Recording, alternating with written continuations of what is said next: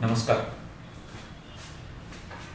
आजची ही जी मीटिंग आहे ही फक्त पालकांसाठी आहे. तेव्हा माझी अशी पालकांकडनं अपेक्षा की मी जे काही बोलणार आहे ते ऐकताना मुलं नसली तरी चालतील. कारण अनेक वेळा अनुभव असा येतो की आपण म्हणजे मी तुम्हाला काहीतरी सजेस्ट करणार, हे असं नाही, आपण असं करू तसं करू, आणि मुलं नेमके पालक जेव्हा मी सांगितल्यापेक्षा वेगळं वागतात, त्याच्या विरुद्ध वागतात, तेव्हा मुलं तुम्हालाच ऐकवणार आहे. बघा, सरांनी सांगितलं होतं ना असं करायला आणि तुम्ही नाही केलं. म्हणजे थोडक्यात तुम्हाला मुलांचा ओरडा खायला लागू नये म्हणून तर मी असं सुचवीन की शक्यतो ही मीटिंग फक्त पालकांनीच अटेंड करावी. म्हणजे हा जो माझा यूट्यूबचा व्हिडिओ आहे तो फक्त पालकांनीच बघावा. चला तर मग सुरू करूयात आपण.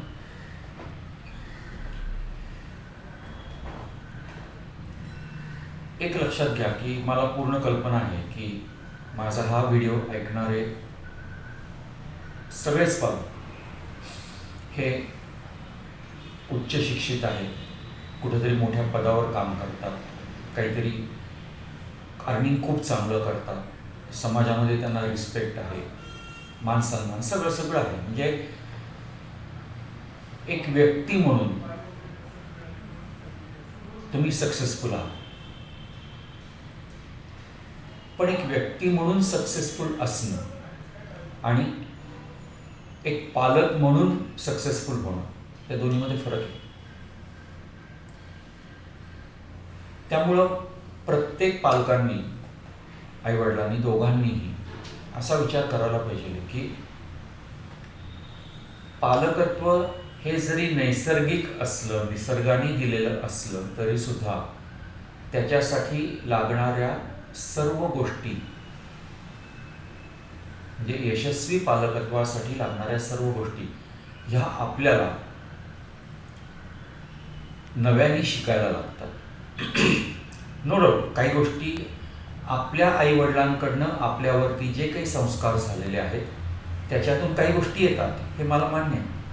पण तरीसुद्धा आपण पालक झाल्यानंतर आपल्याला काही गोष्टी शिकायला लागणार आहेत. आता जर तुमची मुलं मे बी 8वी 9वी 10वी किंवा अशा काहीतरी स्टँडर्डमध्ये शिकतायत, म्हणजे ह्या मुलांचा age group may be 13 to 16, 17 असा काहीतरी असणार आहे. आणि नेमकं ह्या एजमधल्या मुलांना समजवून घेणं आणि त्यांना काहीतरी शिकवणं आणि सांगणं पण, बरं का, दिस इज अ स्किल. आणि ते सगळ्याच पालकांना जमतं असं होत नाही. त्यामुळं काय होतं की ह्या एज ग्रुपमध्ये मुलं गेली की उलट पालकांचं मुलांचे भांडाभांडी, वादावादी, मतभेद हे वारंवार होतात. का? कारण मूल स्वतंत्र विचार करायला लागतं. म्हणून माझं तुम्हाला असं सांगणं की तुम्ही यशस्वी पालक होण्यासाठी ज्या काही गोष्टी मी तुम्हाला सांगणार आहे त्या फॉलो करायच्या, इम्प्लिमेंट करण्याचा प्रयत्न तुम्ही करा. नाहीतर काय माहिती आहे, आम्ही विद्वान आहोत, आम्ही सक्सेसफुल आहोत, आम्ही समाजामध्ये एवढा अमुक आहे, सॉरी, हे काय उगाच आहे का? काही जणांना असाही विचार आहे, हे कोण आम्हाला सांगणार? आमच्या मुलांचं खूप छान चाललंय, मुलांना मार्क मिळत आहे. पण असं नाही. यशस्वी पालकत्व हे जोपासायला लागतं. त्या प्रत्येकामध्ये इनबॉर्न काही क्वालिटीज असतात. म्हणजे साधा विचार करा की तुम्ही पालक होण्याच्या आधी, बघा मी काय सांगतोय, माझे सगळेच विचार पटतील असं मला नाही म्हणायचं, पण बहुसंख्य पटतील. आणि काही जण ते तोंडावर ॲग्री नाही करायचे, हो तुम्ही म्हणलात ते बरोबर आहे. थोडा विचार असा करा की तुम्ही पालक होण्याच्या आधी तुम्ही जसे वागत होता किंवा ज्या जबाबदारीतनी वागत होता त्यापेक्षा जास्त वेगळे किंवा जास्त चांगले किंवा जास्त जबाबदारीतून वागण्याचा प्रयत्न हे तुम्ही पालक झाल्यावर केला की नाही? अनेक गोष्टी आपण सोडून द्यायचा प्रयत्न करतो. का नाही, मुलांपर्यंत विषय नको झाला, मुलांनाही माहिती नाही व्हायला पाहिजे. म्हणजे काय, तर काही बदल हे आपण स्वतःहून नॅचरली करतो आणि काही बदल आपल्यामध्ये आपल्याला कोणीतरी सांगितल्यामुळं करायला लागतात. त्यामुळं मला माझ्या मुलाला सक्सेसफुल करायचं आहे, पण नुसता तो सक्सेसफुल होऊन, यशस्वी होऊन उपयोग नाही आहे. त्यांनी पण म्हटलं पाहिजे की येस, माझं सक्सेस हे आईवडिलांनी माझ्यावर केलेल्या संस्कारातून किंवा आईवडिलांनी स्वतःमध्ये त्यांच्यामध्ये केलेल्या बदलांमुळे झालेलं आहे. आणि असं जर तुम्हाला वाटत असेल की आपल्या मुलांनी असं म्हणावं, तर त्यासाठी तुम्हाला तुमचा स्वतःचा ॲटिट्यूड, दृष्टिकोन बदलायला पाहिजे. आणि ते एकच की कुणी जर आपल्याला काही चांगल्या गोष्टी सांगितल्या तर त्या आपण ऐकायच्या आणि त्याप्रमाणे चेंज करायचं. जे फक्त आपल्या सोयीच्या गोष्टी तेवढ्या ऐकायच्या असं नाही. कोणाच्याही असते, कुणी सांगितलेलं असेल, म्हणजे मी एक निमित्त आहे, पण आपल्याला रोजच्या व्यवहारामध्ये, समाजामध्ये अनेक लोक भेटतात. अनेक लोकांना ऑब्झर्व करून आपण काही शिकतो. अनेक लोकांनी आपल्याला काहीतरी सांगितल्यामुळं आपण काहीतरी शिकतो. आपण नेहमी दुसऱ्याला आदर्शवादातून जेव्हा एखादी गोष्ट सांगतो आणि तो ती करतो, तेव्हा त्याला जे रिझल्ट्स मिळतात त्याच्यातनं पण आपण शिकतो. म्हणजे शिकण्याचे मार्ग भरपूर आहेत, पण ते शिकणार का, म्हणजे तो शिकण्याचा आपला ॲटिट्यूड हा तुम्हाला इनकल्केट करायला लागेल, म्हणजे तुमच्यामध्ये भिनवायला लागेल. तो ॲटिट्यूड तुम्हाला बनवायला लागेल. म्हणून स्वतःमध्ये बदल करण्याची तयारी ही तुम्ही प्रत्येकाने ठेवावी असं मला नक्की मला वाटतं. आणि त्यासाठी तुम्ही तुमचा ॲटिट्यूड चेंज करावा. प्रत्येकजण आपल्या मुलांची काळजी घेतोच. एक साधं उदाहरण बघा की कोविड सिच्युएशन नंतर आता थोडंसं न्यू नॉर्मल आल्यानंतर शाळा सुरू झाल्यात, कोचिंग क्लासेसही चालू झाले. 50% अटेंडन्सला परवानगी आहे, म्हणजे टोटल क्लासरूमच्या कॅपॅसिटीच्या 50%. पण माझं ऑब्झर्वेशन असं की समजा मी पण टीचर आहे, माझ्यासमोर एखाद्या बॅचला, एखाद्या वर्गामध्ये सपोज देअर आर 50 स्टुडंट्स, 50 मुलं आहेत. पण त्या 50पैकी येतात किती मुलं? 20, 25, मॅक्स 30पेक्षा जास्त नाही. आणि मग राहिलेली जी मुलं आहेत ती का नाही आहेत? तर मुलांची घरी यायची इच्छा आहे बरं का, पण पालक सोडत नाही. आणि पालक का सोडत नाही? तर प्रत्येक पालकाला आपल्या मुलाची काळजी, कारण अजून मुलांचं वॅक्सिन झालेलं नाही. माझ्या मुलाला त्रास नको व्हायला. म्हणजे पालक ड्युटीवर जातात का जातात, ते रिस्क कॅरी करतात का करतात, म्हणजे नेहमी पालक स्वतःपेक्षा स्वतःच्या मुलांची काळजी जास्त घेतात. म्हणजे मला काही झालं तरी चालेल, पण माझ्या मुलाला काही नको, हा केअरिंग ॲटिट्यूड आहे. आणि तो चांगला आहे, तो हवाचा आहे, तो पण नैसर्गिक आहे. म्हणजे कुणी पालक असा विचार करत नाही की जाऊ दे बिंदास, काय होईल ते जाईल, जा रे तो बिंदास, कुठेही जा, असा विचार कोणी करणार नाही. हा केअरिंग ॲटिट्यूड म्हणजे मुलांची काळजी घेणं हे आवश्यक आहे, हे नॅचरल आहे. पण तरीसुद्धा अति काळजी किंवा निष्कारण घेतलेली काळजी ही बरोबर नाही. मुलं शिकणार कधी, ते धाडसी होणार कधी? म्हणजे आपण नुसते ब्रेव्हरीचे सिनेमे बघतो, वेबसिरीज बघतो, ते बघून आपण टाळ्या वाजवतो की वा वा काय मस्त. पण असं जर आपल्या मुलांनी करायची वेळ आली तर मात्र नको नको, तुला लागेल, तू इथं पडशील, हे करू नको, ते करू नको, असं नाही. म्हणजे केअरिंग ॲटिट्यूड पाहिजे, परंतु त्याच्याच बरोबर आपल्या मुलांनी थोडीशी रिस्क घ्यायला पण शिकायला पाहिजे ना. मुलगा लहान असताना रस्ता क्रॉस करतो त्यावेळेला त्याचा हात आपण धरतो, कारण त्याला तो सेन्स नाही, ट्रॅफिक सेन्स नाही, तो पटकन इकडं तिकडं पळेल, मग काहीतरी होईल. पण आता मुलगा जेव्हा मोठा झालेला आहे, त्याला ट्रॅफिक सेन्स आलेला आहे, तेव्हा त्यांनी रस्ता त्याचा तो क्रॉस करेल ना. म्हणजे त्यांनी रस्ता क्रॉस करायचा, आपण रस्त्याच्या ह्या टोकाला उभे, त्यांनी पलीकडे जाऊन रस्ता क्रॉस करायचा म्हटलं तरी आपल्याला टेन्शन येतं. असं का? म्हणजे तो रिस्क टेकिंग ॲटिट्यूड आपण आपल्यामध्ये डेव्हलप केला नाही का? त्यामुळं काळजी घेणं आणि काळजी करणं या दोन्हीमध्ये फरक आहे. आपण जर काळजी घेतलेली असेल तर आपल्याला काळजी करायची गरज नाही. आणि काळजी घेणं म्हणजे फक्त केअरिंग ॲटिट्यूड नाही, तर रिस्क टेकिंग ॲटिट्यूड हा मुलांमध्ये डेव्हलप करणं. आणि तो ॲटिट्यूड जर चांगल्या प्रकारे डेव्हलप झाला तर आपल्याला मग काळजी करायचं कारण राहत नाही. त्यामुळे मुलांची काळजी ही घ्यायची, पण काळजी करायची नाही. मुलगा एखादा म्हणाला की ज्याच्यामध्ये थोडंसं काहीतरी धाडस आहे, ठीक आहे, तो म्हणाला की मी एक 4-5 फुटाच्या भिंतीवरनं उडी मारतो, मारू देत ना, काही होणार नाही. आणि एकदा थोडासा पडला, बॅलन्स गेला, खरचटलं, लेट इट बी. पण त्यातनं त्याला कळेल तरी ना की आपण किती उंचीवरनं उडी मारल्यानंतर सक्सेसफुल होतो किंवा उडी मारू शकतो, आणि किती जास्त उंचावर गेलं तर आपल्याला काहीतरी ॲक्सिडेंट होतो, लागतं, इजा होते, काहीतरी फ्रॅक्चर होतं, हे त्याला कळू देत नाही. म्हणजे आपल्याला काय वाटतं माहिती का की सगळ्या गोष्टी आपण सांगितल्यानंतरच मुलाला कळतात. अजिबात नाही. म्हणजे माझा अनुभव तर असा की मुलं आपण न सांगता सुद्धा अंदाजे 60 to 70% गोष्टी हे आपले शिकतात. म्हणजे तेव्हा मीच सांगायला पाहिजे एक पालक म्हणून, काही गरज नसते. आणि मग अशा जेव्हा मुलं आपल्याला काही गोष्टी करताना दिसतात ना की ज्या आपण एक पालक म्हणून कधी केलेल्या नाही आहे किंवा आपण कधी सांगितलेल्या नाही आहे, त्याला आपल्याला फ्रस्ट्रेशन येतं. काय मी किती आदर्शवादी, मी किती चांगला आहे, मी कधी सांगितलं नाही, मी कधी असं केलं नाही, तरी माझं पोरगं असं का करतो? तुमचा मुलगा असा का करतो? कारण तो तुमच्याकडनं फक्त 30-40% शिकला आहे, ते पण एका ठराविक एजपर्यंत.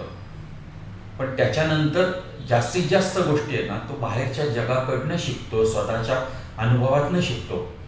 आणि मग त्या गोष्टी जर का त्याने करताना काही रिस्क कॅरी करायची असेल तर तो ती करतो ना, आणि म्हणून ती त्याला करू दे.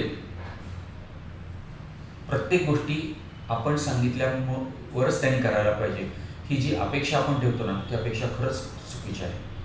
कारण माझ्याकडे काउन्सिलिंगमध्ये अशा खूप केसेस येतात आणि मला मुलांच्या जी पालकांना समजावायला लागतं. म्हणजे मला त्यांचा ॲटिट्यूड चेंज करायला लागतो, कारण मुलांचा ॲटिट्यूड त्यांच्या एजप्रमाणे बरोबर असतो, त्यांचं वागणं त्यांच्या एजप्रमाणे बरोबर असतं. फक्त आपल्यालाच असं वाटायला लागतं की आमचा मुलगा फार लहान वयामध्ये मोठमोठ्या गोष्टी करतो किंवा मोठमोठ्या गप्पा मारतो किंवा त्याला मॅच्युरिटी जरा लवकर आलेली आहे. पण आज तुम्ही बघा की हा कम्प्युटर असेल किंवा मोबाईल असेल, त्याच्या जमान्यामध्ये मुलांना ज्या सगळ्या गोष्टी इझिली अवेलेबल, ॲक्सेसिबल आहेत, त्याच्यातून ती मुलं ही लवकर मॅच्युअर होणारच ना. तर ती मॅच्युअर झाली तर त्याच्यामध्ये त्यांचाही दोष नाही, तुमचाही दोष नाही. पण ती मॅच्युअर झाल्यानंतर त्यांना जेव्हा जेव्हा स्वतःहून काहीतरी रिस्क घ्यायला लागणार आहे, तर तो रिस्क टेकिंग ॲटिट्यूड आपण त्यांच्यामध्ये डेव्हलप केला का, ही माझी महत्त्वाची गोष्ट. आणि त्यासाठी तुम्ही काय केलं एक पालक म्हणून? काही नाही, एक सिंपल गोष्ट की तो attitude, risk taking attitude develop करण्यासाठी आपण आपला केअरिंग ॲटिट्यूड आहे ना तो थोडासा मागं ढकलायचा, त्याला कमी प्रेफरन्स द्यायचा. म्हणजे आपण योग्य काळजी, बेसिक संस्कार ज्या मुलांवरती लहानपणापासून होतात. आपल्याला तर माहिती आहे की प्रत्येकाचा मेंदू, ब्रेन जो आहे ना तो साधारण 5 वर्षापर्यंत पूर्ण डेव्हलप झालेला असतो. पण मग त्याच्यावरती जे त्या वयापर्यंत जे बेसिक संस्कार होतात ना ते खूप असे रूटपर्यंत, मुळापर्यंत त्या मुलामध्ये गेलेले असतात. तेव्हा ते ओरिजिनल ते तसंच असतं. पण त्याच्यानंतर तो जे काही सगळं शिकतो 5व्या वर्षानंतर, हे त्याला समाजाकडनं किंवा तुमच्या माझ्या वागण्यातून तो ते शिकत असतो. म्हणून आपण काळजी घ्यायची आहे फक्त. चांगल्या गोष्टी आपण त्याला सांगणारच आहोत, वाईट गोष्टी कोणत्या हे आपण त्याला सांगणार आहोत, पण ते एका ठराविक लिमिटपर्यंत. काही गोष्टींमध्ये त्याला असं वाटलं ना की मला हे करायचं आहे, त्याच्यामध्ये थोडी रिस्क आहे हे आपल्याला मान्य, त्याला पण मान्य, पण रिस्क आहे याची जाणीव त्याला असताना जर तो करायची त्यांनी तयारी दाखवली तर त्याला करू द्यायचं. मग त्याच्यामध्ये आपल्या केअरिंग ॲटिट्यूडमुळे नाही तू असं करायचं नाही असं आपण त्याला सांगणार नाही.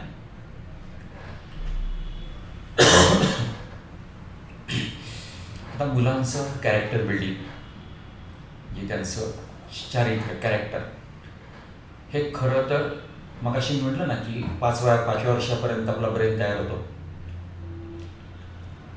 तोपर्यंत त्यांच्यावरती, त्यांच्या मनावरती, त्यांच्या मेंदूवरती आपण जे काही, मी थोडा वाईट शब्द वापरतो पण तुम्हाला पॉझिटिव्ह घ्यायचं आहे, जे काही आघात करतो ना, म्हणजे लहानपणी आपण मुलांना झोपत नाही म्हटल्यानंतर बाबुलबो आला, हे आलं ते आलं झोप, समजा समोरच्याच्या घरामध्ये कुत्रं डॉग असेल तर आपण त्या मुलाला ती भीती दाखवतो, तुला त्या डॉगकडे घेऊन जाईल. म्हणजे पण मग ती भीती, ह्या गोष्टी त्या मुलांच्या मनामध्ये त्या वयामध्ये अशा ठाण मांडून बसतात. आणि मग अशा ज्या काही भीती किंवा काही चांगल्याही गोष्टी ज्या त्यांनी बघितलेल्या असतात, ऐकलेल्या असतात, तर त्याच्यावर आधारित त्यांचं कॅरेक्टर हे नंतर तयार होत जातं. जे नो डाऊट त्याला नंतर त्यांचे स्वतःचे येणारे अनुभव किंवा समाजाकडनं किंवा तुमच्या माझ्याकडनं त्यांना जे काही ऐकायला पाहायला मिळणार आहे ते सगळं, त्यातनं त्यांचं कॅरेक्टर तयार होतच. पण हे बेसिक संस्कार हे आधी झालेले असतात. तर मला तुम्हाला असं सांगायचं आहे की मुलांचं कॅरेक्टर बिल्डिंग ही प्रायमरी, बेसिकली ही पालकांची जबाबदारी. आणि त्यामुळं आपण तू बिंदास खोटं बोल किंवा काही नाही, करप्शन चालतं, म्हणजे समजा वडील त्यांचा व्यवस्था, त्यांचा हुद्दा असा आहे की पैसे त्यांना मिळतात, जे करप्शन हे नेचर नसतं, पण मे बी त्या पोस्टवरती म्हटल्यानंतर काही गोष्टी होतात, मुलांना हे कळायला लागतं. आणि मग त्यांना ते कळायला लागल्यावरती त्यांना वाटतं हे नॅचरल आहे, हे असंच होणार. त्यामुळे उद्या मुलगा पण तिथं जाऊन जे कोणत्या तरी पोस्टवरती तो गेला, त्याला पण जर का ब्राईब करायला मिळालं तर तोही तो करतो. So it becomes a traditional, it becomes a habit. म्हणजे वाईट गोष्टी पण मुलं फॉलो करतात आणि चांगल्या गोष्टी पण फॉलो करतात. आणि वाईट आणि चांगल्या गोष्टी या दोन्ही मुलं पालकांकडनं आणि समाजाकडनं ते जे पाहतात, ऐकतात, त्याच्यातनं ते पुढं कॅरी करत राहतात. तर आपल्याकडनं आपण प्रयत्न असंच करणार की ॲज फार ॲज पॉसिबल मुलांच्या समोर वागताना, त्यांना एखादी गोष्ट इन्सिस्ट करताना, सांगताना आपण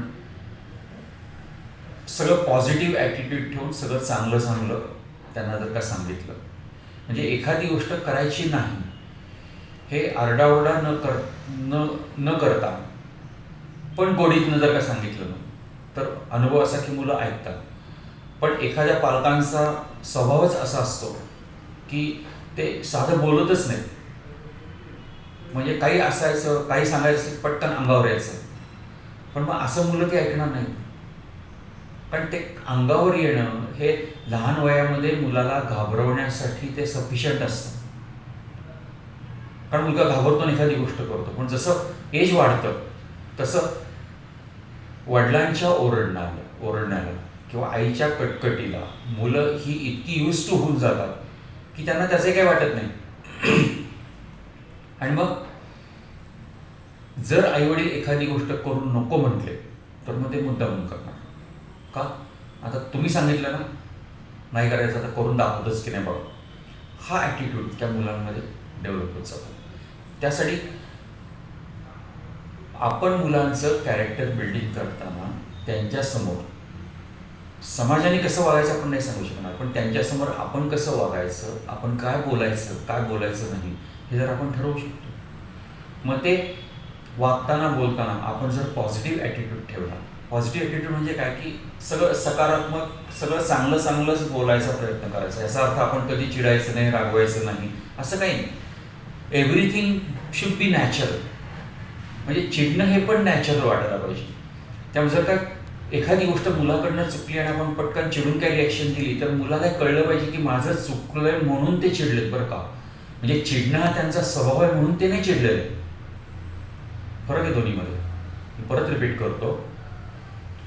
मुलाचं चुकल्यावर आपण बाबा जर त्याला ओरडले तर त्याला असं वाटलं पाहिजे बाबा ओरडले म्हणजे माझं खरंच काहीतरी चुकलं बरं का. नाहीतर काय, अरे त्यांचा स्वभावच असा आहे, काय झालं की ते ओरडतच बसतात. म्हणजे असं जर त्याला फिलिंग आलं, असं जर का त्याला वाटलं तर जी गोष्ट बाबांना त्यांनी करू नये असं वाटतं ना ती तो करणारच आहे. कारण त्यांनी बाबांचा चिडणं हा संस्काराचा भाग नाही घेतलेला तर हा स्वभावाचा भाग घेतलेला. म्हणून मी सांगतो की मुलांच्या कॅरेक्टर बिल्डिंगमध्ये आपण त्यांना नाही म्हणताना पण म्हणजे नकार पण त्यांना कसा द्यायचा किंवा एखाद्या नकाराचा स्वीकार पण कसा करायचा हा संस्कार सुद्धा मुलांना आपण द्यायला पाहिजे.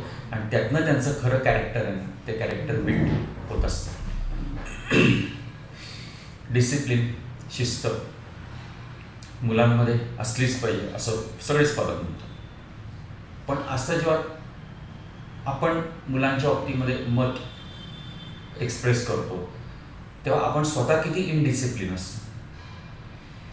म्हणजे समजा एखादी आई किंवा बाबा कपडे पसरलेले, कुठेही काही ठेवलेले, हॉलमध्ये भरपूर पसारा पडलेला आहे, असंच जर घर असेल तर मुलाला मात्र आपण संस्कार द्यायचे की नाही सगळं जागच्या जागेत पाहिजे बरं का. प्रत्येक वस्तू म्हणजे अगदी अंधार पडला तरी ती वस्तू त्या जागेवरती डोळे झाकून पण मिळायला पाहिजे. मग असं का, असं तुम्ही वागता का?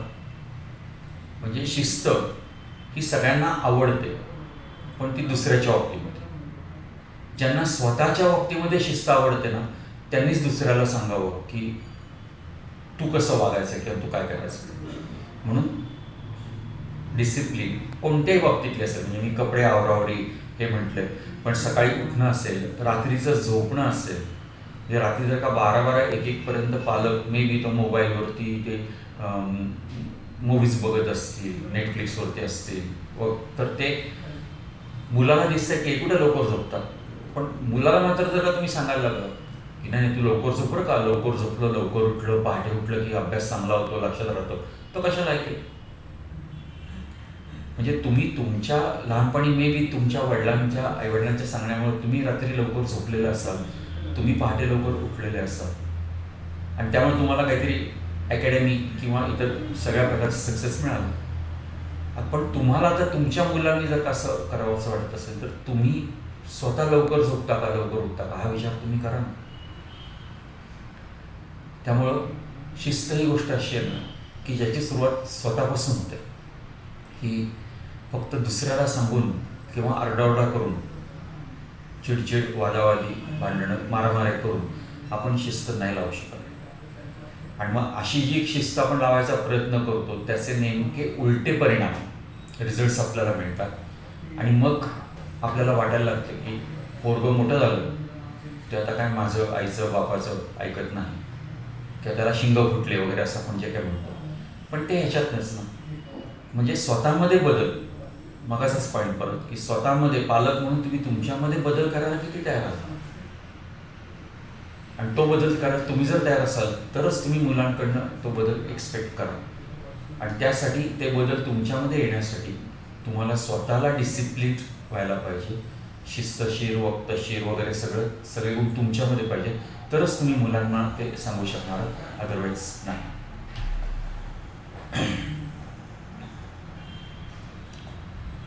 अनेक वेळा मुलं त्यांच्या एजमुळं असेल खूप उत्साहामध्ये आपल्याकडं अनेक गोष्टी घेऊन येतात. त्याच्यामध्ये अनेक प्रपोजल्स पण असतात. उदाहरणार्थ त्या म्हणजे मुलगा आईला सांगेल की आई ह्या रविवारी ना त्या अमुक अमुक ठिकाणची पावभाजी खूप छान मिळते, मला ती पावभाजी खायची. याच्यावरची इमिजिएट प्रतिक्रिया काय. समजा मी याच्यामध्ये अजून करतो की पैसे आहेत तुमच्याकडं, पैसे आहेत म्हणजे अगदी गरीब असलेली जी मुलं आहेत म्हणजे गरीब घरची मुलं, तर त्यांना कदाचित ते परवडणार नाही. पण आता मी त्याचा विचार नाही करत आहे, म्हणजे पैसा हा फॅक्टर आहे. तुमची पहिली प्रतिक्रिया काय असेल? त्या पहिल्या प्रतिक्रियेमध्ये मनामध्ये विचार येतो, पोरगा अभ्यास करत नाही, तो माझं सांगितलेलं ऐकत नाही, तो ही गोष्ट त्याने अनेक दिवस केलेली नाही. हा, मग तू ते कर, मग तुला रविवारी पावभाजी खायला मिळतात. ही प्रतिक्रिया आईची, वडिलांची असते. पण तो मुलगा ज्या उत्साहाने, म्हणजे मी पावभाजी एक एक्झाम्पल दिलेलं आहे, म्हणजे कोणत्याही उत्साहाने तो एखादी गोष्ट करायला जातो. त्याला गाणं खूप आवडतं, मे बी त्याचा मित्र कोणत्या तरी गाण्याच्या क्लासला जातो, काहीतरी तो गातो. आपल्या मुलाने त्या ग्रुपमध्ये एखादं गाणं म्हटलं की सगळं म्हणतो, अरे तुझा आवाज फार मस्त आहे, तू शिकलास ना की तो अमुक होशील तमुक होशील, तू जरा शिक थोडंसं. की पोरगं घरी येऊन उत्साहाने सांगणार, मला गाण्याचा क्लास लावायचा आहे, मला एखादं इन्स्ट्रुमेंट वाद्य वाजवायला शिकायचं आहे. तर त्यांचं तो जो उत्साह असतो, त्या उत्साहाला एकदम जर का तुम्ही माहिती आहे काय दिवे लावणार आहे, काय गाणं गाणार आहे, कधी बाथरूममध्ये पण गाणं म्हटलेलं नाही, तू गाण्याचा क्लास लावून काय करणार, हे सगळी निगेटिव्हिटी.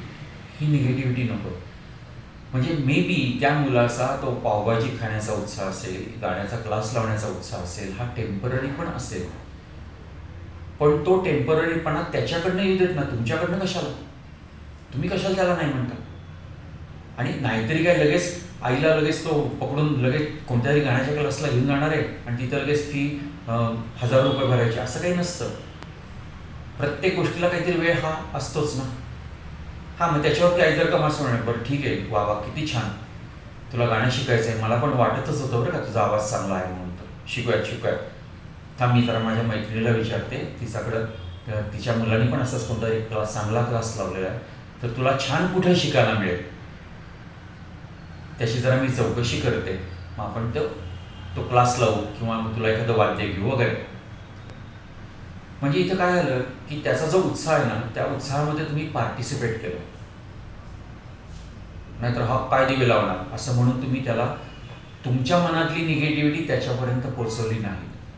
नाहीतर होतं काय माहिती आहे का, की अशा एकदा ही निगेटिव्हिटी मुलांच्या उत्साहाच्या मुलं उत्साहाच्या भरात असताना ती निगेटिव्हिटी जर का तुम्ही त्यांच्यापर्यंत पोहोचवली, की जी तुमच्या मनातली बरं का खरी, तर त्या मुलांमध्ये ती निगेटिव्हिटी कॅरी होते आणि नंतर त्यांना असं फ्रस्ट्रेशन येतं की मला आयुष्यात काहीच जमणार नाही.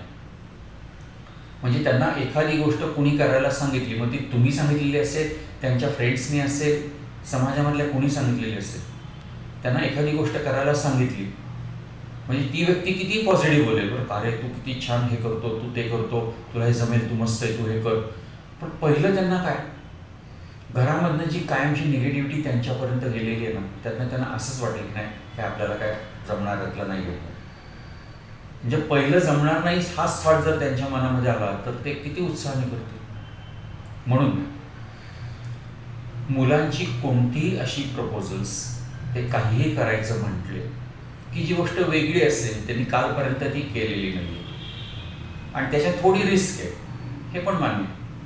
पण मग ती रिस्क तो मुलगा कॅरी करायला तयार असेल, समजा थोडी फायनान्शियल रिस्क आहे, तर ती तुम्ही कॅरी करायला तयार असाल, जी तेवढी तुमची कॅपॅसिटी असेल, तर लेट इट बी.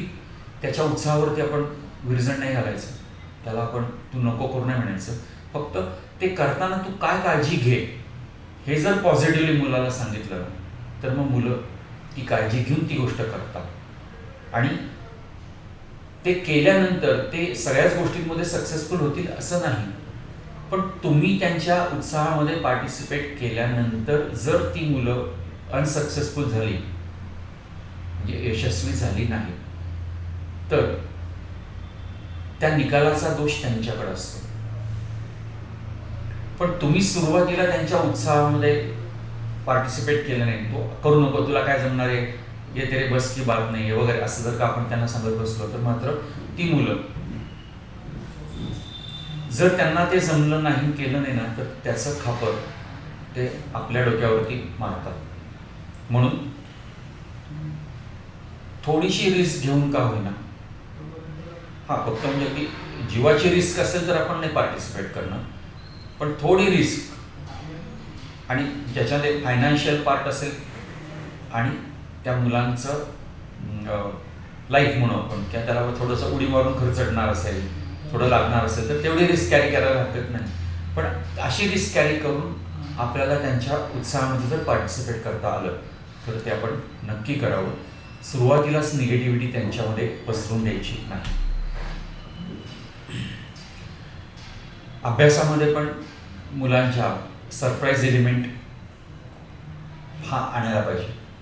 जे काही पालक लोक, विशेषतः आया, ज्या महिला वर्ग मुलांच्या अभ्यासामध्ये जर का पार्टिसिपेट करत असतील तर बाबा म्हणजे अचानकपणे मुलाला ही सवय जर का लावली ना की 10-15 मिनटं रोज एक 10 मिनटं मी सांगेल तो अभ्यास करायचा. मग तो कोणत्याही मी सांगेल तो सब्जेक्ट, मी सांगेल तो चॅप्टर, खरं तुम्हाला त्या सब्जेक्टमधलं काही कळत नसलं तरी चालेल, किंवा लॉंग आन्सर असतील तर ती त्यांच्याकडनं लर्न करून म्हणजे त्यांनी लर्न केलेली असतील तर मला ते लिहून दाखवा वगैरे, असं काहीतरी तुम्ही पार्टिसिपेट केलं तर बरं होईल. नेहमी मी सांगतो की पालकांनी त्यांच्या अभ्यासामध्ये पार्टिसिपेट करताना म्हणजे जर असं केलं, एस्पेशली हे 9वी-10वीच्या लेवलला, खूप आधी नाही, आधी केलं तरी हरकत नाही, पण मुलं त्या एजला एका जागेवर बसत नाहीत फार म्हणून तर. पण एक 10वीच्या स्टेजला वगैरे की मुलगा जो अभ्यास करेल ना त्याला अशी एक सवय लावायची. म्हणजे मी नेहमी माझ्या स्पीचमध्ये सांगतो की तू मॅथ्सची ही सम सॉल्व्ह केली ना, एक छोटीशी अशी चिठ्ठी तयार कर. आपण दमशिरास वगैरे गेम खेळतो त्या पनिशमेंटची वगैरे चिठ्ठी असते ना, तशी बारीक चिठ्ठी, त्या चिठ्ठीवरती ती समली फक्त आणि एका बॉक्समध्ये टाकून. म्हणजे त्या बॉक्समध्ये काय कलेक्ट होणार आहे तर तुम्ही जे केलेलं आहे, एखाद्या सायन्समधल्या क्वेश्चनचा आन्सर मी लर्न केलं, माझं पूर्ण पाठ झालेलं आहे, तर फक्त क्वेश्चन मी त्याच्यात लिहिणार आणि त्याची चिठ्ठी मी त्या बॉक्समध्ये टाकून देणार. म्हणजे त्या बॉक्समध्ये काय साठणार आहे तर त्या मुलांनी, स्टुडंटनी जो अभ्यास केलेला आहे तो सगळा त्या बॉक्समध्ये साठलेला आहे. मग सगळ्या विषयांचं एकत्र असतं.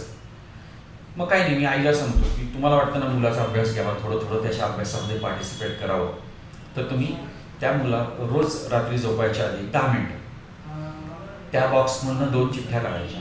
मग ते कोणत्या सब्जेक्टच्या निघतील माहीत नाही, डिफिकल्ट असेल सोपं असेल ते माहीत नाही. मग त्या 2 चिठ्ठ्यांमध्ये जे ना, समजा एक मॅथ्सची चिठ्ठी निघाली, त्याच्याने काय मॅथ्सची एकच सम लिहिली, मुलाला म्हणायचं ती सम सॉल्व्ह कर. दुसरी चिठ्ठी निघाली, हिस्ट्रीची निघाली, त्याच्यामध्ये क्वेश्चन आहे, मुलाला म्हणायचं तो क्वेश्चन, त्याचा आन्सर मला ओरली सांग किंवा रायटिंगमध्ये लिही. म्हणजे असं काहीतरी. त्यामुळे मुलाला रोज हे टेन्शन आहे. काही वेळा टेन्शन आवश्यक असतं बरं का, म्हणजे टेन्शन होण्यापेक्षा प्रेशर म्हणायचं मला. प्रेशर काही वेळा आवश्यक असतं की आज आई कोणत्या 2 चिठ्ठ्या काढणार आहे, त्या कोणत्या सब्जेक्टच्या निघणार आहेत आणि त्या सोप्या असणारे, डिफिकल्ट असणारे, खूप टाईम कन्झ्युमिंग असणार आहे. आज मला तर झोप आलेली बाबा, आता आई काय काढते नेमका, नाही तर लॉंग आन्सर क्वेश्चन निघाला की मला 10-15 मिनिटं घेऊन बसायला लागेल. हे सगळी प्रेशर्स त्याला येऊ देत ना. म्हणजे प्रेशर कॅरी करणं हे पण आपल्या रेग्युलर जीवनाचाच एक भाग आहे. त्याच्यामध्ये आपण आत्ता त्यांना फक्त अकॅडमिक प्रेशर देतो आहे. अजून तरी तू काय हे पैसे कमवून आणि तू अमुक कर तमुक कर, घरची कामं सगळी तुलाच करायला पाहिजे, ही प्रेशर तर आपण मुलांना देत नाही. पण या फन अँड लर्न मेथड जर का पालकांनी आणि मुलांनी फॉलो केली तर त्याचा मला फायदा असा की मुलांची लॉंग टर्म मेमरी आहे ना, ही एकदम चांगली तयार होते. फक्त ती कशी वगैरे त्याच्यामागचं सायन्स हे मी आत्ता नाही सांगत बसते. फायनान्शियली मुलांना लिटरेट करणं, हल्ली कल्पना आपल्याला आहे सगळ्यांना की अगदी मायनॉर मुलं जी असतात, म्हणजे मे बी 10+ इयर्सची, म्हणजे 7वीच्या पेक्षा जास्त वगैरे, तर त्या मुलांची पण बँक अकाउंट काढता येतात, म्हणजे मुलगा आणि पालक. तर ती बँक अकाउंट त्याचं काढा, त्याच्यामध्ये चेक भरायला सांगा, पैसे भरायला सांगा, पैसे काढायला सांगा, की फायनान्शियल लिटरसी होऊ देत ना. एखाद्या महिन्यामध्ये की समजा घर खर्चाला एक 5,000 रुपये लागतात, एक्झाम्पल देतो मी, 5,000 रुपये मुलाकडे द्या. आणि आपल्याला माहिती आहे की 5,000मध्ये पण भागत नाही, थोडे जास्त लागतात, पण आपण त्याला सांगणार की 5,000 भागवायचं आणि त्याच्यापेक्षा राहतील ना वरचे पैसे ते तुला. 5,000मध्ये कोणते खर्च करायला लागतात हे सगळे एकदा तुम्ही त्याला सांगितलं, किंवा एखादा महिना आधी त्याला तुम्ही शिकवलं, बघ हे दुधाचं बिल आहे, हे किराणा मालाचं बिल आहे, हे त्यातनं सगळं आपण भागवतो, ते साधारण एवढं असतं. मग एखाद्या महिन्यात 5,000 रुपये तुम्ही त्याला 8वीच्या पुढच्या मुलांना करायला हरकत नाही. मुलाचा इंटरेस्ट काय, की खर्च कसा कमीत कमी होईल आणि त्या 5,000 रुपयातले समजा 200, 300, 500 राहिले तर ते मला मिळते, त्याचा पण स्वार्थ आहे. पण त्याच्यातनं तो सेव्हिंग कर आणि त्याला कळणारे नाही भागत आहे. म्हणजे आपण जो पैसा खर्च करतो त्याला पण त्याची प्रत्येक गोष्टीसाठी कशी किंमत मोजायला लागते, साध्या साध्या गोष्टींची, पण त्याला कळेल. आणि ती लिटरसी त्याला देणं, म्हणजे त्याला लिटरेट करणं, हे पालकांचं काम आहे. नाही तर नॉर्मली मुलं बघतो की त्यांना काही माहिती नसतं. म्हणजे म्हणून काही त्यांनी रोज मुलांनी मार्केटमध्ये जायचं आणि खरेदी करायची असं मी म्हणणार नाही, पण त्यांनी प्रत्येक गोष्ट कधीतरी केलेली असली पाहिजे. त्यांना माहिती असलं पाहिजे की इथं अमुक गोष्ट मिळते. नेहमी अशा गोष्टी बायकांना जास्त माहिती असतात, अनेक वेळा पुरुषांना माहिती पण नसतं. त्यामुळे फायनान्शियल लिटरसी आपण मुलांना देणं, आणि ती देताना माझ्या डोक्यामध्ये पैसे मुलांनी सेव्ह करणं हा बेसिक संस्कार त्यांच्यामध्ये आपण डेव्हलप करणं हा एक आहेच आहे. पण थोडा फ्युचरिस्टिक अप्रोच, की सेव्हिंग केलेले जे पैसे आहेत ना ते माझ्याच बँकेत जातात बरं का, आणि त्या बँकेमध्ये गेल्यानंतर मला त्याच्यावरती इंटरेस्ट मिळतो. आणि ते इंटरेस्ट म्हणजे असे पैसे साठले की मला आणखी मोठं काहीतरी करता येईल. मग मी 18 कंप्लीट केलं की मला बाईक घेता येईल वगैरे समथिंग, किंवा मला आयफोन घेता येईल. ही सगळी मुलांची स्वप्न असतात. स्वप्न सगळेजण बघतात 100%, मी हे झालं की मी ते करणार. पण मग नुसतं स्वप्न बघायला नाही, तर ते प्रत्यक्षात यायला त्याला जे करायला लागलं ते करण्यासाठी पण तुम्ही त्यांच्या लहानपणापासून, लहानपण म्हणजे मी 7वी 8वी नंतर म्हणतोय, त्यांना मदत करा. म्हणजे आपण मुलाचं पर्सनॅलिटी, त्याचं कॅरेक्टर बिल्डिंग हे शॉर्ट टर्मसाठी करत नाही, आपण हे लॉंग टर्मसाठी करतोय. आणि त्यामध्ये तुम्ही फायनान्शियली मुलाला लिटरेट जर का केलं ना तर त्याचा उपयोग हा जास्त होणार आहे. छोट्या छोट्या गोष्टींमधनं गोल सेटिंग हे मुलांना आपण करण्याची सवय लावायची. हां, आपण अभ्यासाचं गोल सेटिंग करायला सांगतो की या इयरमध्ये, अकॅडमिक इयरमध्ये, सपोज 9th स्टँडर्डला तुला एवढे मार्क मिळाले पाहिजे, तू मॅथ्समध्ये नेहमी तुला कमी मिळतात, मग ह्यावर्षी युनिट टेस्टला म्हणा किंवा टर्मिनल्सला तुला मॅथ्समध्ये एवढे मार्क मिळाले पाहिजे. अभ्यासातलं गोल सेटिंग आपण देतो, पण मी म्हणतो फक्त अभ्यासातलं नको, इतर गोष्टींमधलं पण द्या. एक साधं एक्झाम्पल परत की, आणि गोल सेटिंग पालकांनी स्वतःला द्यायला पाहिजे आणि ती सगळ्यांसमोर सांगून. समजा आई सारखी चिडचिड करते, चिडचिडा स्वभाव आहे तिचा. मग एखाद्या दिवशी बाबा आईला सांगणार सगळ्या मुलांच्या देखत की आजचं तुझं गोल असं आहे की आज दिवसभरात तू एकदाही चिडचिड करणार नाही. म्हणजे असं म्हणल्यानंतर पहिलं मुलांना काय बरं वाटतं, मुलं खोडकर असतात ना, ते मुद्दामून अशा गोष्टी करतील की आई चिडेल, पण तरी आई चिडणार नाही. कारण आजचं तिचं गोल सेटिंग काय, आपण चिडायचं. किंवा मुलांनी ठरवलं, बाबांनी ठरवलं की आज रात्री झोपायच्या आत मी हे काम पूर्ण करणार, हा माझा कप्पा आहे ना तो अस्ताव्यस्त पडलेला, तो मी आज आवरणार. आजचं एखाद्या मुलासाठी गोल सेटिंग असेल की आज घरातला केर, किंवा ह्या संडेला संपूर्ण घर आवरावी. मग घरातला केर असेल, ती फरशी वगैरे नाही म्हणत मी, फरशी पुसणं वगैरे, पण समजा केर असेल किंवा सगळं कपाट आवरणं असेल, अंथरुणं सगळी झटकून बाहेर उन्हात टाकणं असेल वगैरे, हे सगळं मुलगा करणार. आपण फक्त गोल सेटिंग अभ्यासाचं करतो. मी तुम्हाला ही जी काही एक्झाम्पल देतो ही सगळी घरामध्ये रेग्युलर घडणारी आहे, मग आपण त्या टाईपचं गोल सेटिंग का देत नाही.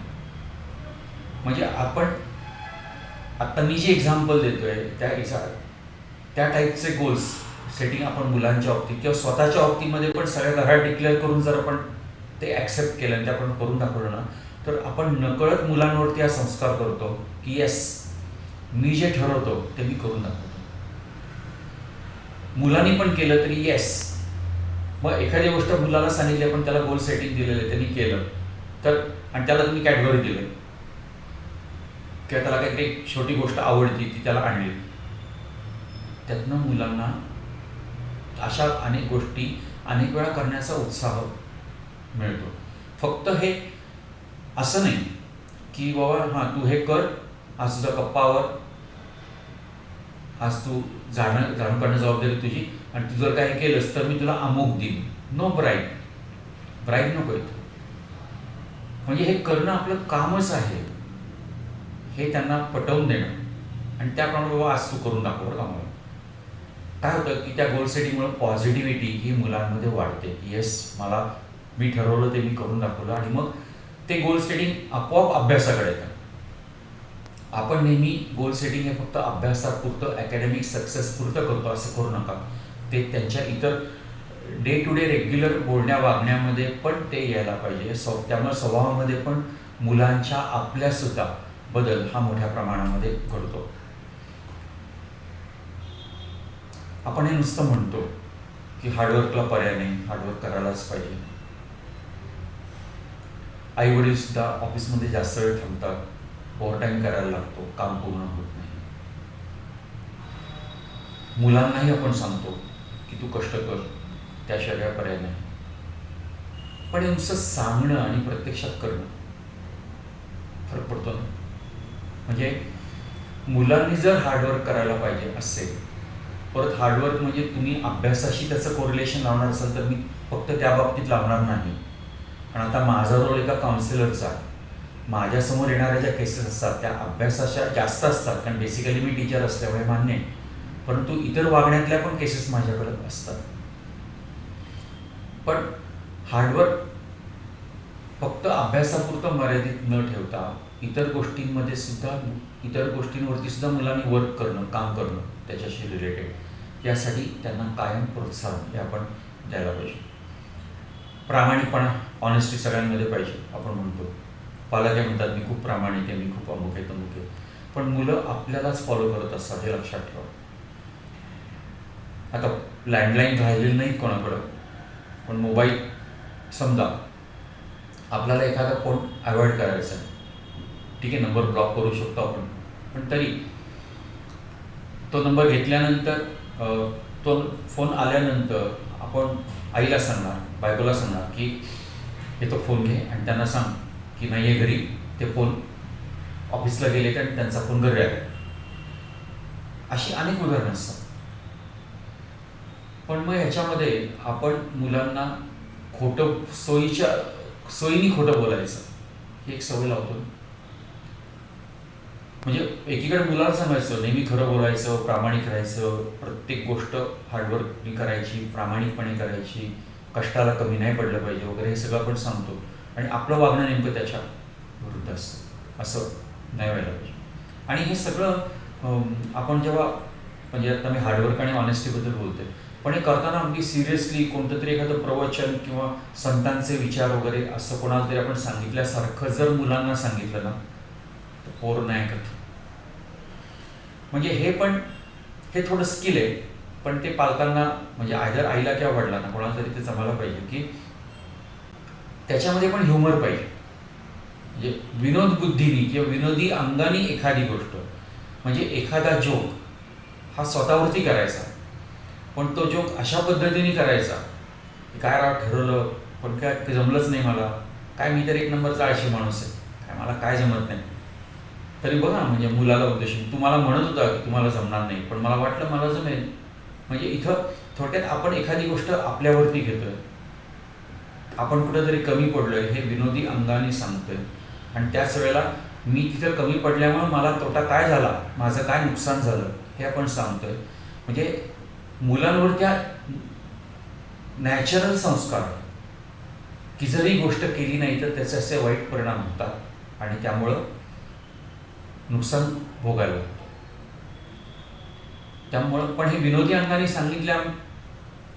सांगितल्यानंतर त्याचे खोलवर इफेक्ट हे मुलांमध्ये राहतात आणि मग मुलं त्या गोष्टी खरंच मनापासून अवॉइड करतात. त्यामुळं हार्डवर्क, ऑनेस्टी, ऑनर हे सगळं एकमेकांच्या बरोबरीनं जर आलं ना, म्हणजे फक्त हार्डवर्क असंही नाही, हार्डवर्क हे स्मार्टली पण करता येतं ना. आणि हार्डवर्क हे जर का स्मार्टली केलं तर त्याला आपण स्मार्ट वर्क म्हणतो. आता आत्ताच्या जमान्यामध्ये आपल्याला गाढव काम करायची गरज नाही, कारण गाढव काम ते पण एक प्रकारचं हार्डवर्क आहे, पण म्हणून सगळ्यांनाच ओझी उचलायला लागतात असं नको ना. म्हणजे मी कष्ट करेल पण ते स्मार्ट वर्क करेल जास्त. मग स्मार्ट वर्क म्हणजे काय हे पण मुलांना आपल्याला सांगता आलं पाहिजे. किंवा मी ते स्मार्ट वर्क करताना कमी पडलो म्हणून मला आता हार्डवर्क जास्त करायला लागतं, तर तू त्याच्यामध्ये एक्सपर्ट हो, म्हणजे तुझं लाईफ जे आहे ते माझ्यापेक्षा जास्त छान असेल. पण हे पण उदाहरणं देऊन योग्यरित्या मुलांना एक्सप्लेन केलं तर मुलं ऐकतात. इंट्रोस्पेक्शन, स्वतःचं अवलोकन करणं.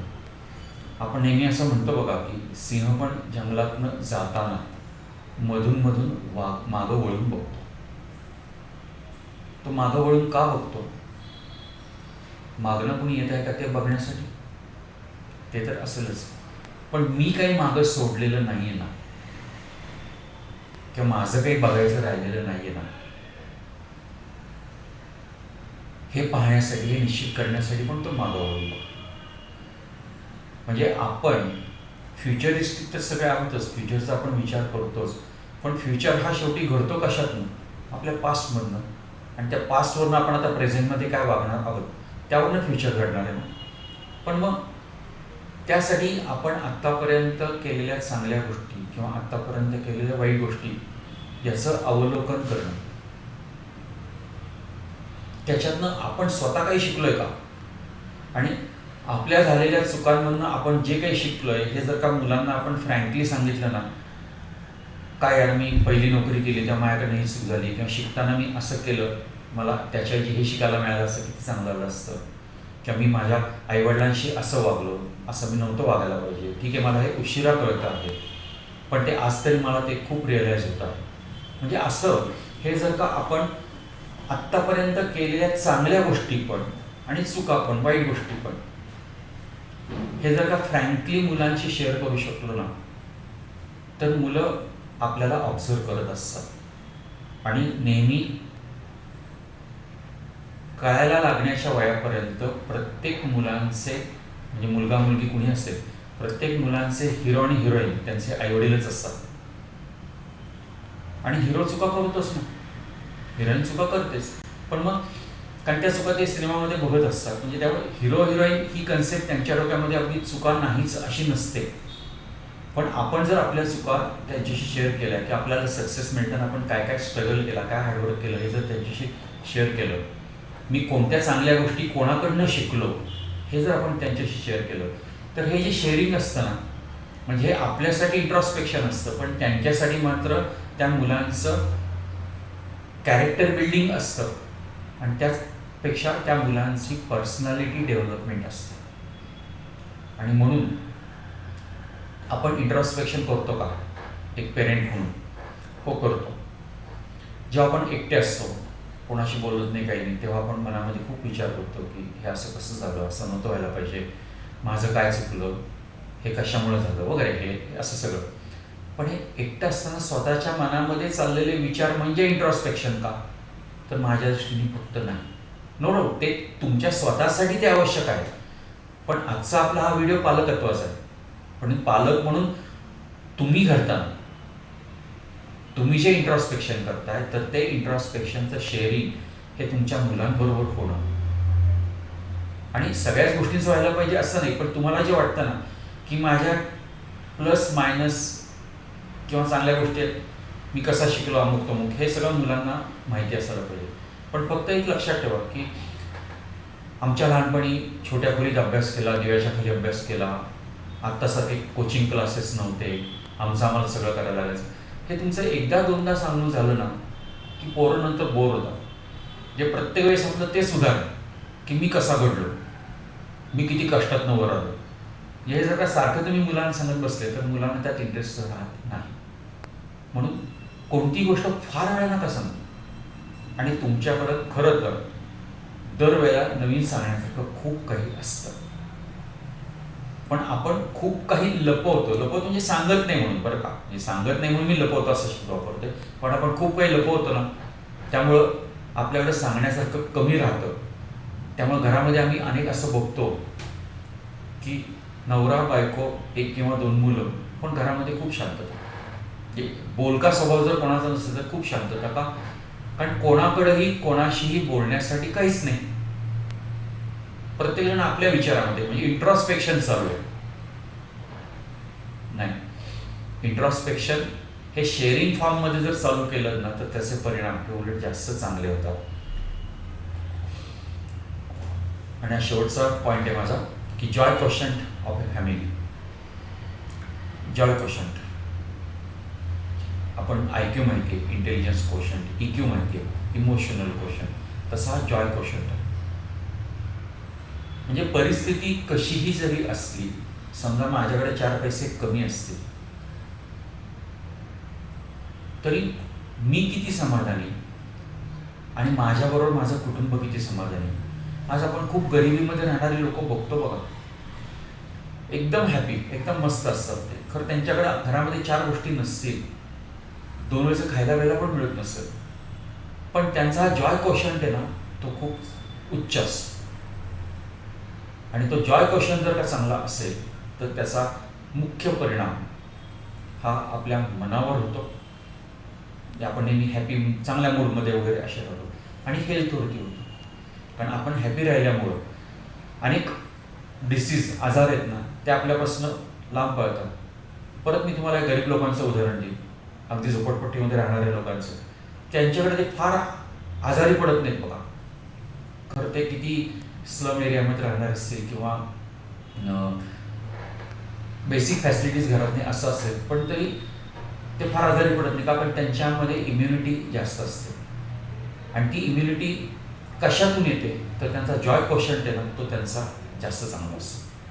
म्हणजे हॅपी, जे एखादी गोष्ट जर एक्स्ट्रा मिळाली तर खूप आनंद होईल, पण नाही मिळाली तरी दुःख होणार नाही. आणि त्यामुळं त्यांचा जॉय क्वोशंट हा खूप चांगला असतो. तसा तुम्ही ठेवा ना. सुदैवाने आपल्या घरामध्ये सगळं आहे, त्यामुळं स्ट्रगल करून आपल्याला तो जॉय क्वोशंट टिकवायचा नाही आहे. आपल्याला आपल्या मनाचं स्वास्थ्य मेंटेन करून घरातलं वातावरण चांगलं ठेवून, आणि घरातलं वातावरण चांगलं ठेवायचं किंवा मुलांना आपण नेहमी हॅपी ठेवायचं, याचा अर्थ त्यांचे लाडच करायला पाहिजे असं अजिबात. सगळ्या गोष्टी त्यांच्या हौसीमौजी पुरवून त्यांचा हॅपी क्वोशंट हा चांगला राहील, जॉय क्वोशंट चांगला राहील असं काही नसतं. कारण वस्तूमधून मिळणारा आनंद हा क्षणिक असतो. आणि त्या क्षणिक आनंदामध्ये, म्हणजे मला आता वडापाव खायचा आहे, मला वडापाव खायला मिळाल्यानंतर मला तो वडापाव आणायला जाईपर्यंत आणि तो खाऊन होईपर्यंत म्हणजे टोटल एक अर्धा 1 तास माझा जॉय क्वोशंट, हॅपी क्वोशंट हा खूप उच्च असेल. पण झालं, तो गेल्यानंतर मला अर्ध्या तासाने 1 तासाने मी वडापाव खाल्ला हे पण आठवत नाही.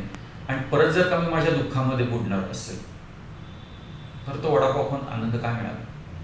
म्हणजे आपल्याला, आपल्या संपूर्ण कुटुंबाला, आपल्या मुलांना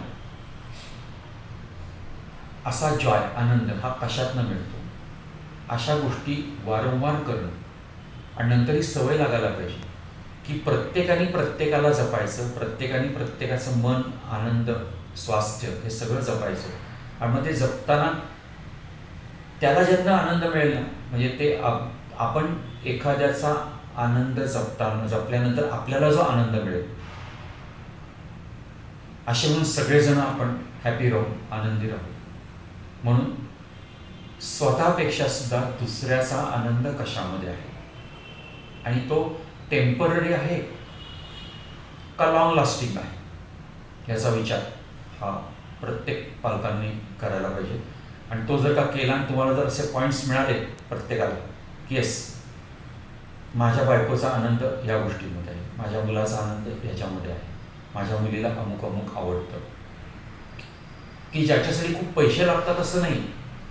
आपल्या वागण्यामधले छोटेसे बदल, घरामधल्या वस्तूंमध्ये, किंवा हा फ्लॉवर पॉट इथे ठेवायच्या जी तिथं ठेवला तरी मुलगी म्हणाली तिला की बाबा ते तिथे चांगलं दिसेल, पण मग बाबांची परवानगी पाहिजे ना की तो फ्लॉवर पॉट तिथं नाही का, तिथं का ठेवायचं त्यासाठी. पण मग मी परवानगी दिली म्हणजे मी काय करणार, मी तो फ्लॉवर पॉट मुलगी म्हणाली तिथं उचलून इकडचा तिकडे ठेवला. पण जेव्हा जेव्हा ती मुलगी तिथं बघेल त्या जागेवरती तो फ्लॉवर पॉट, त्या तिला कायम ती गोष्ट आनंद देईल. आणि मी जेव्हा बघेल तेव्हा मला पण आनंद देईल का, कारण मी माझ्या मुलीला हवं ती गोष्ट केली. किती साधं उदाहरण होतं.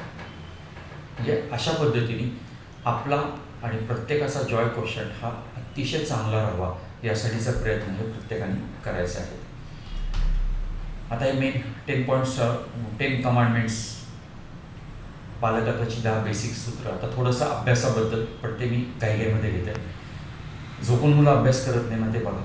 किंवा टी व्ही, रेडिओ. आता मोबाईल तर लागतोच अभ्यास करताना, तर मी मोबाईल नाही म्हणते, पण टी व्ही, रेडिओ ऑन, गाणी ऐकून आम्ही अभ्यास करतोय असं मुलं करत नाहीत ना, हे प्रत्येकाने बघा. मुलांच्या स्पोर्ट्स काही खेळायला आवडत असेल, म्हणजे हा फरक मुलांना करता यायला पाहिजे, पालकांना पण, की एखादा खेळ आवडतो किंवा गाणं म्हणायला आवडतं, एखादं इन्स्ट्रुमेंट वाजवायला आवडतं, हे करिअर म्हणून आवडतं आहे, म्हणजे त्याच्यामध्येच मला काहीतरी करायचं आहे, हे करिअर म्हणून आवडते काय हॉबी म्हणून, ठीक आहे, टाइमपास म्हणून, पण मला चांगलं जमतं, आवडतं तेवढ्यापुरतं, हा फरक करता यायला पाहिजे. त्यामुळं जर करिअर म्हणून असेल तर त्याला भरपूर वेळ दिला तरी चालेल, मी म्हणेल अभ्यास एवढाच वेळ त्याला द्यायला पाहिजे. पण जर का आवड हॉबी म्हणून असेल तर मे बी आठवड्यात एक 3-4 दिवस तासभर वेळ त्याला दिला तरी चालेल. एंटरटेनमेंट काय, टी व्ही, सिरियल्स, सगळे OTT प्लॅटफॉर्म, त्याच्यावर जे काय आवडतं ते, पण त्याला वेळेला मर्यादा, हे सगळ्यांच्याच, पालकांना सुद्धा. नाही तर जसं नेटफ्लिक्सवाले म्हणतात ना, की त्यांचं ते ब्रीदवाक्य काय, आमचा मुख्य शत्रू कोण आहे, तर माणसाची झोप हा आमचा मुख्य शत्रू आहे, असं नेटफ्लिक्सचं ब्रीदवाक्य आहे, स्लोगन त्यांचं. आणि ते का, कारण माणसाने न जगता 24 तास नेटफ्लिक्स बघत बसावं अशी त्यांची इच्छा, म्हणून हे मी सांगितलं की मुलांना राग फार येतात, पण ते राग का येतात, एकतर आपली सांगण्याची पद्धत ही चुकलेली असते, आणि मुलं आपलं म्हणणं प्रत्येक वेळेस ऐकतातच असं नाही, कारण आता वाढत्या एजप्रमाणे त्यांना जी काय मॅच्युरिटी आलेली आहे, त्या मॅच्युरिटीप्रमाणे ते थोडंसं वेगळं वागणार, हे पण आपल्याला गृहीत धरायला पाहिजे. अनेक वेळा मुलांना त्यांच्या इगोला जर चॅलेंज केलं ना, हे पण त्याला जमणारच नाही, उगाच आपलं काहीतरी काय असं म्हणलं की पोरगं पेटून उठतं, आणि मग तो अशक्य गोष्ट पण करू नको. पण आता हे तुला जमणारच नाही असं म्हणणं निगेटिव्ह झालं ना, पण ते बोलताना बोलायचं हेच आहे, टोनही कदाचित असाच असेल, परंतु तो बोलताना त्या मुलगा पॉझिटिव्हली घेईल, कसं घेईल यासाठी पण प्रयत्न हा आपण करायला पाहिजे. मुलं रात्री व्यवस्थित झोपतायत ना, पण झोपेचा आपल्या माइंड कंट्रोलचा, मनाचा, फिजिकल हेल्थचा, आणि अभ्यास जो करतो तो ब्रेनमध्ये जो आपल्या स्टोअर होतो, साठतो, त्या सगळ्याचा संबंध आहे. त्या झोप चांगली ना की सगळं व्यवस्थित. त्या मुलं किमान मिनिमम 6 मॅक्सिमम 8 आवर्स, म्हणजे मी आता 8वीच्या एजच्या नंतरची मुलं म्हणते, तेवढी झोपतायत ना ते बघा. मुलं सेल्फ स्टडी करतात ना, आणि फक्त आपण पण घरी, आई समजा ऑफिसमधून आली तर मुलाला विचारते का रे अभ्यास झाला का, पण अभ्यास झाला का असं विचारताना आईला काय एक्सपेक्ट असतं की त्यांनी होमवर्क केला. माझ्या दृष्टीने नुसता होमवर्क करून मार्क मिळत नाही. हां, म्हणजे ठराविक एका लिमिटपर्यंत आपण जातो, पण अनेक मुलांच्या बाबतीमध्ये असं होतं की ती मुलं ती लिमिट क्रॉस करत नाही, आणि मग वर्षानुवर्ष किंवा अनेक टेस्टमध्ये तेवढेच मार्क मिळाले की जाऊ दे, मला तेवढंच डोकं आहे असं मुलं समजतात, किंवा पालक पण तसंच म्हणतात. मग त्यावरती मला असं सांगायचं आहे की जी मुलं सेल्फ स्टडी करतात, जे अदर दॅन होमवर्क, त्यांचे मार्क हे स्टेप बाय स्टेप पण वाढत जातात, आणि जी मुलं फक्त होमवर्क करून आणि परीक्षेच्या आधीचे थोडे दिवस फक्त अभ्यास करतात, त्यांचे मार्क एका ठराविक लिमिटपर्यंतच वाढतात, एक्स्ट्रा मार्क वाढत नाही. त्यामुळं सेल्फ स्टडी हा प्रत्येकाने करायला पाहिजे आहे.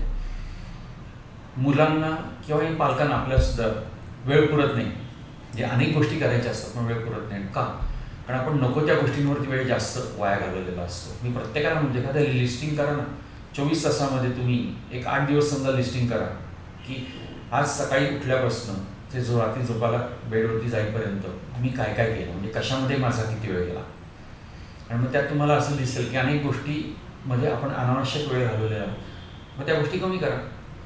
हे मुलांनी असंच करायचं आहे. म्हणजे मग मला अभ्यासाला वेळच मिळत नाही, मी शाळा असते, मग नंतर क्लास असतो, मग सेल्फ स्टडी कधी करायचा, 2 तास सेल्फ स्टडीला कुठून आणायचे, हा प्रश्न मुलांना नंतर पडणार नाही. टेक्स्टबुकचं बाय हार्ट मुलं लर्निंग करतायत ना, पण जे कन्सेप्च्युअल अंडरस्टँडिंग असतं ना, म्हणजे बेसिक खरं शिक्षण जे आहे ना ते टेक्स्टबुकवरून होतं. जे फक्त डायजेस्ट अगदी रट्ट्या मारून लर्न केलेली आहेत त्याचा काही उपयोग होणार नाही. म्हणजे मे बी टेस्टमध्ये एक्झाममध्ये मार्क बरे मिळतील त्याच्यामुळे, कारण उत्तर लिहिले की मार्क मिळतात ना. पण इथं काय गेलं, काय नाही गेलं. आणि इथं जास्तीत जास्त जाणं हे पुढच्या करिअरच्या दृष्टीने महत्त्वाचं आहे. टेक्स्टबुक रिडिंगमध्ये वर्ड्स अंडरलाईन करायचे आणि अंडरलाईन केलेले जे वर्ड्स आहेत ना त्याचं मिनिमम 3 टाइम्स तरी रिडिंग व्हायला पाहिजे. म्हणजे आपण एकदा चॅप्टर, सपोज 10 पेजेसचा चॅप्टर आहे, तो आधी तर बेसिकली एकदा दोनदा असा तो रिडिंग करताना तुम्हाला त्यातलं काय काय काय ते कळतं. मग जे डिफिकल्ट वर्ड, की वर्ड, इम्पॉर्टंट वर्ड जे आपल्याला वाटतात त्याला आपण अंडरलाईन करतो. आणि नंतर त्या 10 पेजेसमध्ये अंडरलाईन केलेले वर्ड आहेत ना ते रीड करायला फक्त आपल्याला 10 मिनिट्स लागतात, इवन लेस दॅन दॅट. म्हणजे सगळा इम्पॉर्टंट पार्ट आपला कव्हर झालेला असतो रिव्हिजनमध्ये. पण त्यासाठी असे अंडरलाईन वर्डचं रिडिंग येणं, म्हणजे बेसिक चॅप्टरचं फुल रिडिंग 3 टाइम्स. आणि ते आता झाले करून, आता मला चॅप्टर काय ते छान कळलेलं आहे, समजलेलं आहे. पण सगळे पॉईंट्स मला लक्षात ठेवण्यासाठी अंडरलाईन वर्ड केलं ना त्याचं रिडिंग मिनिमम 3 टाइम्स तरी मुलं करतात ना, ते आपल्याला बघायला पाहिजे.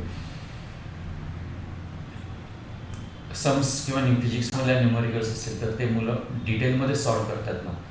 काही वेळा मुलांना ओरल कॅल्क्युलेशन्स करायची सवय असते, ते MCQ टाईपमध्ये क्वेश्चन आन्सर म्हणजे क्वेश्चन सॉल्व करताना ती सवय चांगली असते. पण आता बोर्डाच्या एक्झाम्स असतात किंवा स्कूलमधल्या एक्झाम या डिस्क्रिप्टिव्ह आहेत, त्याच्यामध्ये सगळ्या सम्स डिटेलमध्ये सॉल्व करायला पाहिजे, सगळ्या स्टेप्स यायला पाहिजे. तर मुलं त्याप्रमाणे करतायत ना, शॉर्टकट मारत नाहीत ना, हे बघायला पाहिजे.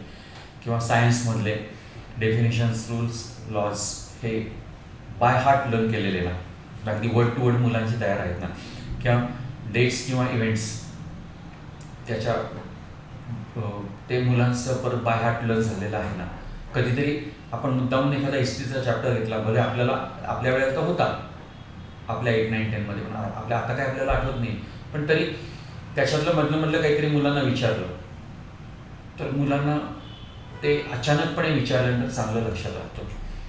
स्वतःच्या मायक्रो नोट्स म्हणजे तुम्ही जे अंडरलाईन केलेले वर्ड्स आहेत ना ते जर परत लिहून काढले नंतर तुम्हाला टेक्स्ट बघायची गरज पडत नाही, फक्त ते त्या मायक्रो नोट्सवरूनच तुम्ही अभ्यास चांगला करू शकता.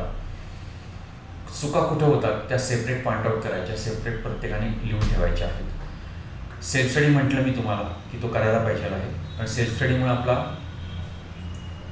फक्त नॉलेज वाढतं असं नाही तर मार्क्स पण वाढतात. म्हणजे आधी नॉलेज वाढणार आणि मग मार्क्स वाढणार. विदाऊट नॉलेज जे मार्क्स वाढतात ना फक्त रट्टा मारून, तर ते मार्क हे टेम्पररी असतात आणि ते मार्क तुमचं नॉलेज इंडिकेट नाही करत. म्हणून नॉलेज चांगलं वाढायचं असेल तर त्यासाठी तुम्ही सेल्फ स्टडी करणं आवश्यक आहे. आणि त्यासाठी तुमच्या स्टडी मेथडमध्ये जे काही चेंजेस असतील ते तुम्ही करायला पाहिजे. म्हणजे सेल्फ स्टडीला वेळ मिळावा त्यासाठी तुम्हाला काय चेंजेस करायचे असतील ते तुम्ही तुमचं शेड्यूल बघून हे करायला पाहिजे. नेहमी असं होतं, कधी विचारलं मुलाला काय बाबा कसं काय चाललंय, एकदम मस्त सगळं छान, अभ्यास झाला का झाला, पेपरवरून आल्यानंतर विचारलं पेपर कसा गेला, एकदम मस्त, एकदम सही, मार्क मिळाले का, नाही. मग मार्क का कमी मिळाले याची कारणं मुलं देत बसतात, पण बेसिकली त्यांचं सेल्फ स्टडी झालेलं नसतं किंवा त्यांनी रायटिंग वर्क कमी केलेलं असतं. आता या ऑनलाईनच्या जमान्यामध्ये तर मुलांचं रायटिंग वर्क खूप कमी झालेलं आहे. तर मी नेहमी मुलांना सांगतो की तुम्ही 2 तास सेल्फ स्टडी करणार ना, त्या 2 तासामधलं 1 तास रायटिंग वर्क पाहिजे आहे मला. आणि रायटिंग वर्क म्हणजे काय इकडचं तिकडे कॉपी केलं असं नाही. म्हणजे एखादी आई म्हणते तुम्ही काय म्हणता आमचं मुलगा किंवा मुलगी रायटिंग वर्क करत नाही, बघावं तेव्हा ती लिहितच बसलेली असते. ती लिहित बसलेली असते म्हणजे इकडचं तिकडे कॉपी जर करणार असेल तर त्याला मी रायटिंग वर्क नाही म्हणणार. काहीतरी आठवून आपण पूर्वी काहीतरी लर्न केले, पाठ केलेलं आहे ते रिकलेक्ट करतोय, ते आठवतोय, लिहिण्याच्या स्पीडने आठवतोय आणि मग ते लिहिता येते का ते बघतोय, ते रायटिंग वर्क. तर असं किमान 1 तास तरी डेली करणं आवश्यक आहे.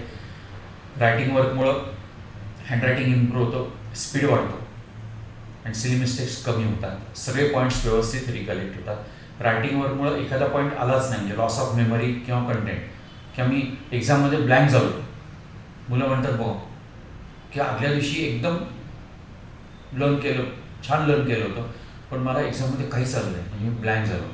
असं मुलं म्हणतात. पण रायटिंग वर्कवर जर फोकस केला असेल तर तुम्हाला हा प्रॉब्लेम येणार नाही. आन्सर्स ही काही डायजेस्टमधली कॉपी करून लर्न करायची नाही. स्वतःच्या पॉईंट्सनी तयार केलेली आन्सर्स कधी पण चांगली. हे मी सांगितलं की सेल्फ स्टडी फक्त करायचा आहे, नुसतं होमवर्क करून काम भागणार नाही आहे. सिटिंग कॅपॅसिटी प्रत्येकाने इम्प्रूव्ह करायला पाहिजे.